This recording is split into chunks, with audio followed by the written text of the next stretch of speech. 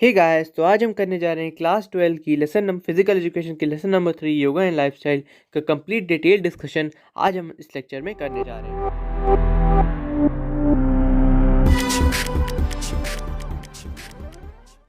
देखते हैं आज हम क्या क्या करेंगे। देख सबसे पहले कंटेंट्स की ओर। Asanas as a preventive measure, 3.2 obesity, 3.3 diabetes, 3.4 asthma and 3.5 hypertension. सबसे पहले हम चलते हैं इंट्रोडक्शन की तरफ। तो ये चैप्टर शुरू करने से पहले आपको नाम पता होना चाहिए कि योगा एंड लाइफस्टाइल। तो योगा का क्या मतलब है? देखिए, yoga has come from Sanskrit word yuj which means to unite और join. Yoga helps the individual to connect with one's inner spirit. तो योगा एक संस्कृत वर्ड युज से आया है जिसका मतलब है यूनिफिकेशन, यूनाइट होना। और किससे यूनाइट होना? अपने ही अंदर के स्पिरिट से, अपने ही अंदर के रूह से अपने आप को जागृत करना। ये योगा का मेन मकसद होता है, मेन उद्देश्य होता है। नेक्स्ट देखिए डेफिनीशन क्या है। अगर आपसे योगा की पूछी जाएगी तो आप ये भी लिख सकते हैं और यहाँ से भी लिख सकते हैं कि according to Patanjali checking the impulses of mind is yoga. ठीक है। नेक्स्ट देखिए एक और डेफिनेशन जो स्वामी दिगंबर जी ने दी है कि योगा इज यूनियन ऑफ आत्मा एंड परमात्मा। ठीक है। नेक्स्ट देखिए इंपॉर्टेंस ऑफ योगा। योगा क्यों इंपॉर्टेंट है? सबसे पहला इसका कारण है कि रिड्यूसेस टेंशन, ये टेंशन रिड्यूस करता है। रिलैक्स फ्रॉम फैटिक, फैटिक से रिलैक्स देता है। कंसंट्रेशन इंप्रूव करता है। डाइजेस्टिव सिस्टम इंप्रूव करता है। डिजीजेस को क्योर करता है। पॉस्चर को इंप्रूव करता है। ओबेसिटी को कम करता है और फ्लेक्सिबिलिटी को ये बढ़ाता है। शरीर की जो लचीलापन है उसको बढ़ाता है और शरीर को सुंदर भी बनाता है। नेक्स्ट देखते हैं आसन एज अ प्रिवेंटिव मेजर, जो हमारा पहला सेक्शन है 3.1। चलिए, मीनिंग ऑफ आसन। आसन का क्या मतलब है? जो हम आसन पढ़ने जा रहे हैं उस वर्ड का क्या मीनिंग है? तो देखिए इसका आप डेफिनेशन लिखेंगे तो दो डेफिनेशन आप लिख सकते हैं। पहला देखिए, asana means holding the body to a particular posture in order to bring stability to body and peace to the mind. इससे बेटर डेफिनेशन जो है आप ये भी लिख सकते हैं, ये जो ब्रह्मोपनिषद से आई हुई डेफिनेशन है कि to sit in a comfortable position और posture for everlasting position. और पॉस्चर यहाँ पे रिपीट हो गया है तो आप उसको कट कर दीजिएगा। For everlasting period is called an asana. ठीक है। To sit in a comfortable position और posture for everlasting position for everlasting period of time is called a asana. Next देखते हैं टाइप्स ऑफ आसन। तो आसन तीन तरह के माने जाते हैं। पहले होते हैं कल्चरल आसन, दूसरे होते हैं मेडिटेटिव आसन और तीसरे होते हैं रिलैक्सेटिव आसन। कल्चरल आसन का मेन उद्देश्य होता है जब हम प्राणायाम वगैरह करने बैठते हैं, ठीक है, उस टाइम जब हम कोई आसन बनाते हैं उसे हम कल्चरल आसन को उनको हम कल्चरल आसन कहते हैं। अब देखिए इसको हम पढ़ देता हूँ मैं आपके लिए। The asanas which regulate and systematise the activities of body and make a way to perform pranayama, pratyaharas and dharma etcetera are called cultural और करेक्टिव आसन। इनको करेक्टिव आसन भी बोला जाता है। इनके एग्जाम्पल्स देख लीजिएगा आप। शीर्षासन, मत्स्यासन, सर्वांगासन, शलभासन। ठीक है, ये सब इस तरह से बहुत सारे आसन हैं। इसके बाद मेडिटेटिव आसन, ये मेडिटेशन जब आप करते हैं तो इन आसन का उपयोग करते हैं। कौन कौन है वो आसन? देखिए पद्मासन, समासन, सिद्धासन। ठीक है, और ये क्या करते हैं? आपकी मेडिटेशन पावर का एनहेंस करते हैं या इम्प्रूव करते हैं। तीसरा देखिए रिलैक्सेटिव आसन है। रिलैक्सेटिव आसन में क्या होता है? ये बेनिफिशियल होते हैं फॉर रिमूविंग फैटिक आपके थकान और कमज़ोरी को हटाने के लिए ये होते हैं, चाहे वो फिजिकल हो चाहे वो मेंटल हो। मकर आसन और शवासन इनकी कैटेगरी में आते हैं। टाइप ऑफ आसन देखने के बाद हम आगे बढ़ते हैं। अब बेनिफिट्स देखते हैं। देखिए बहुत सारे बेनिफिट्स हैं, तो आप इसको PDF नोट्स डिस्क्रिप्शन में आपको मिल ही जाएंगे, आप वहाँ से पढ़ लीजिएगा। लेकिन फिर भी मैं आपको जल्दी जल्दी बता देता हूँ। स्पाइनल कॉर्ड को फ्लेक्सिबल बनाते हैं और ये नॉन वायलेंट एक्टिविटीज़ हैं और एक स्पोर्ट्स पर्सन के लिए बहुत अच्छी होती है। सफिशिएंट एक्सरसाइज होती है इन आसनों से इंटरनल ऑर्गन्स की। ठीक है, फिजिकल मेंटल डेवलपमेंट होता है इंडिविजुअल का और स्पिरिचुअल डेवलपमेंट भी होता है। बैड पोस्चर को सही करता है, डिजीजेस से बचाता है, power of contraction and expansion of lungs को इम्प्रूव करता है और लंग्स की वर्किंग कैपेसिटी को भी इंक्रीज़ करता है, इम्प्रूव करता है, जिससे ब्लड ज़्यादा साफ हो पाता है। ब्लड सर्कुलेशन को बेटर करता है, पर्सन को और एक्टिव बनाता है, फैटिक को हटाता है। ठीक है, ये सब है। और स्पोर्ट्स पर्सन की body to acquire and resistance to power during the practice. और वही सब वही सब बातें स्पोर्ट्स पर्सन की बॉडी में रेजिस्टेंस और इम्प्रूवमेंट लाता है और डिजीज़ेस को दूर करता है। नेक्स्ट देखिए हमारा टॉपिक ओबेसिटी जो है उसको हम देखते हैं। देखिए ओबेसिटी यानी कि condition of excess fat and body weight is known as obesity. Person weight body weight is 20% और more than it we call him obese. देखिए अगर किसी आदमी की बॉडी में 20% फैट है या उससे ज़्यादा फैट है तो हम उसे ओबीस कहते हैं। An obese person fall prey to many horrible diseases like diabetes, hypertension, cancer, malfunctioning, flat foot, heart disease, cancer, तो ये सब हॉरिबल डिजीज़ का शिकार हो जाता है एक ओबीस पर्सन, ठीक है। और बहुत ज़्यादा एक्सेस फैट होता है उसे हम ओबेसिटी कहते हैं। नेक्स्ट देखिए कैटेगरी में ओवरवेट के बाद देखिए 3 क्लासेस होती हैं ओबेसिटी के। तो बीएमआई से आप एक न्यूमेरिकल वैल्यू पा सकते हैं, न्यूमेरिकल वैल्यू से आप पता लगा सकते हैं कि आप ओबीस हैं या नहीं। नेक्स्ट देखिए prevention and management of obesity, किस तरह से हम ओबेसिटी को प्रिवेंट कर सकते हैं या अगर ओबेसिटी है तो हम उसको किस तरह से मैनेज कर सकते हैं।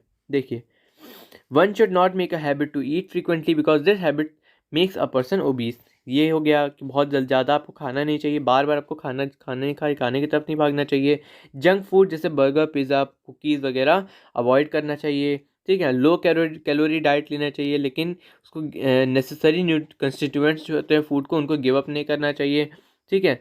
और एक आदमी को अल्कोहल वगैरह यूज़ नहीं करनी चाहिए, स्मोकिंग नहीं करना चाहिए, ड्रिंकिंग नहीं करना चाहिए और ड्रग्स वगैरह नहीं करना चाहिए, क्योंकि इससे भी ओबेसिटी हो सकती है आपको। ओवर ईटिंग बहुत बड़ा कॉज है ओबेसिटी का, उसको भी ध्यान रखना चाहिए। Overeating should be avoided but meal should not be skip. Overeating तो अवॉइड करना चाहिए, लेकिन ऐसा नहीं कि आपने खाना छोड़ दिया और डाइटिंग के चक्कर में आपने कई दिनों से खाना ही ना खाए हो, ऐसा नहीं होना चाहिए, ठीक है। Because if you skip a meal you will eat, और सीधी सी बात है जब आप एक मील स्किप करेंगे, एक दिन बहुत कम खाना खाएंगे तो अगले दिन बहुत ठूस ठूस के खाना खाएंगे और इससे ओबेसिटी बढ़ेगी, कुछ कम नहीं होगी, ठीक है। Fatty food should also be avoided. Fatty foods avoid करने चाहिए। रेगुलर एक्सरसाइज भी करना चाहिए, इससे भी ओबेसिटी कम होती है। एक्सरसाइज में आप क्या क्या कर सकते हैं, जॉगिंग कर सकते हैं, रनिंग कर सकते हैं, साइकिलिंग कर सकते हैं, डांसिंग कर सकते हैं, ये सब फिजिकल एक्सरसाइज में आता है।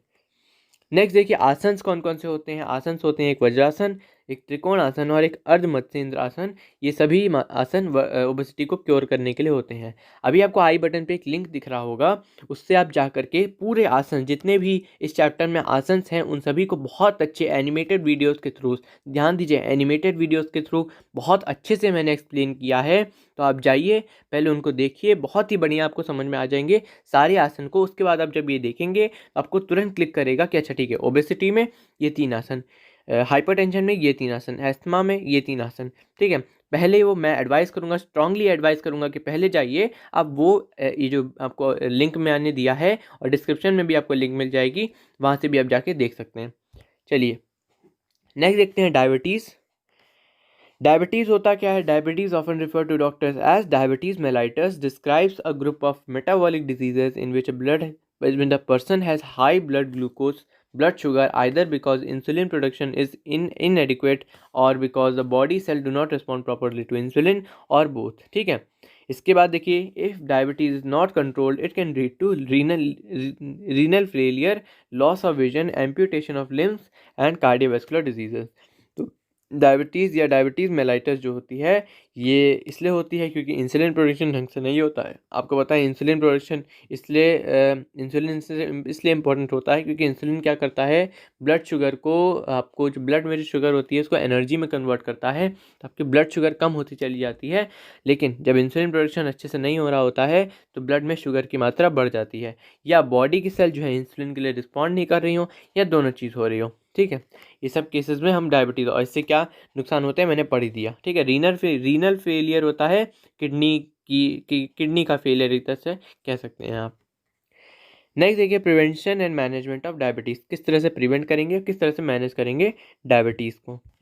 चलिए तो क्या करना चाहिए डायबिटीज़ को प्रिवेंट करने के लिए या उसको मैनेज करने के लिए।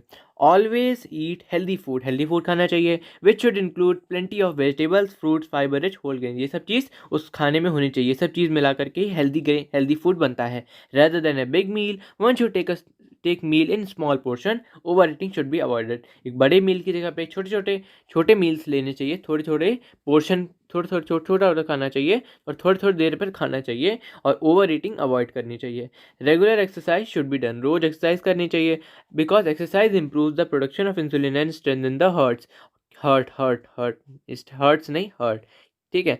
तो एक्सरसाइज क्या करती है, इंप्रूव करती है इंसुलिन का प्रोडक्शन और हार्ट को स्ट्रेंथन करती है। Reduce the intake of saturated fat because it leads to overweight, ultimately enhances the chances of diabetes. तो सैचुरेटेड फैट आपको नहीं लेना है, क्यों? क्योंकि ये ओवरवेट का कारण बनता है, which ultimately enhances the chances of diabetes, और ये भी डायबिटीज़ का एक चांस बन सकता है, उसको कारण बन सकता है, उसको इन्हेंस करने का या और उसको बढ़ा देने का। नेक्स्ट देखिए आसन कौन कौन से होते हैं डायबिटीज़ में। एक होता है भुजंगासन, सेकंड है पश्चिमोत्तानासन, थर्ड है अर्ध मत्स्येंद्रासन, फोर्थ है पवन मुक्तासन। ठीक है, चलिए अब अस्थमा की तरफ चलते हैं। अस्थमा में देखते हैं क्या होता है। पहले देखते हैं कि अस्थमा होता क्या है। Asthma is a disease in which there is inflammation and narrowing of bronchial tubes, the passageway that air to enter and leave the lungs। जो ब्रोंकाइल ट्यूब्स होती हैं उसमें जलन होती है और वो और पतली हो जाती हैं, जिससे सांस लेने में तकलीफ होती है। वो पैसेज वे नैरो हो जाता है, पतला हो जाता है, सकरा हो जाता है। ठीक है, ये इस दो तरह के होते हैं, एक एलर्जिक एस्मा, एक नॉन एलर्जिक एस्मा। एलर्जिक होता है कि किसी एक पर्टिकुलर एलर्जन से आपको होता है, जैसे आपको कहीं पॉलन ग्रेन्स हैं बहुत सारे, या कहीं बहुत डस्ट है, तब आपको एस्मा की प्रॉब्लम शुरू हो गई। और नॉन एलर्जिक कभी भी हो सकती है और ये मोस्टली इंटरनल होती है। नेक्स्ट देखिए इसमें क्या क्या आसन आपको हेल्प करेंगे। पहले चक्रासन, सेकंड भुजंगासन, तीसरा पश्चिमोत्तानासन। ठीक है, इसके बाद चलिए हाइपरटेंशन देखते हैं। हाइपरटेंशन होता क्या है। हाइपरटेंशन मतलब कि हाई ब्लड प्रेशर, और कहाँ पे, आर्टरीज में। High blood pressure does not means excessive emotional tension. कुछ लोग ये सोचते हैं कि आप बहुत गुस्से में आते हैं तो उसका मतलब है कि आपका बीपी हाई है, बोलते भी हैं बहुत से लोग, लेकिन ये होता है सच, लेकिन हमेशा सच नहीं होता। और ये क्योंकि टेम्परली आपका ब्लड प्रेशर इंक्रीज कर सकता है, लेकिन हमेशा इंक्रीज नहीं कर सकता है। ठीक है, जैसे कि यहाँ पे लिखा हुआ है कि high blood pressure does not means excessive emotional tension, all दो, लेकिन फिर भी emotional tension and stress can temporarily increase blood pressure. Next देखते हैं नॉर्मल ब्लड प्रेशर जो होता है 120/180 के बिलो होता है, जबकि जो ब्लड प्रेशर होता है 140/190 या उससे ऊपर का, उसे हम हाई ब्लड प्रेशर और या हाइपरटेंशन बोलते हैं। पहला नंबर इसमें से जो है वो सिस्टोलिक ब्लड प्रेशर है, और वो जो है वो तब का ब्लड प्रेशर होता है जब आर्टरीज जो होती हैं हार्ट में, आर्टरीज, और जब हार्ट आर्टरीज में प्रेशर होता है जब हार्ट कॉन्ट्रैक्ट करता है, और सेकंड जब हार्ट कॉन्ट्रैक्ट करता है, सेकंड वाला जो नंबर है उसे हम डायस्टोलिक प्रेशर कहते हैं। इसके बाद देखिए जो डायस्टोलिक प्रेशर है वो इंक्रीज करता है रिस्क ऑफ डेवलपिंग हार्ट या cardiac diseases, renal diseases, hardening of arteries, I damage and stroke. ये सब के प्रॉब्लम क्रिएट करते हैं डायस्टोलिक प्रेशर के इंक्रीज से। नेक्स्ट देखिए प्रिवेंशन मैनेजमेंट के लिए क्या करना चाहिए। हेल्दी डाइट लेनी चाहिए, ओबेसिटी कम करने के तरीके ढूंढने चाहिए, एक्सरसाइज खेलना चाहिए, स्पोर्ट्स खेलना चाहिए, लाइफस्टाइल में चेंज लाना चाहिए, आपको सही समय पे सोना उठना चाहिए, रिलीव करना चाहिए स्ट्रेस, या मेडिसिन भी कई बार लेने की ज़रूरत पड़ सकती है हाइपरटेंशन या हाई बीपी के रोगियों को। नेक्स्ट देखते हैं कौन कौन से आसन आपको हेल्प करेंगे। पहला है ताड़ासन, सेकेंड है वज्रासन, थर्ड है पवन मुक्तासन, फोर्थ है अर्ध चक्रासन, और फिफ्थ है भुजंगासन। तो ये सारे आसन अगर आप करेंगे तो हाइपरटेंशन आपका क्योर हो सकता है, कंट्रोल हो सकता है।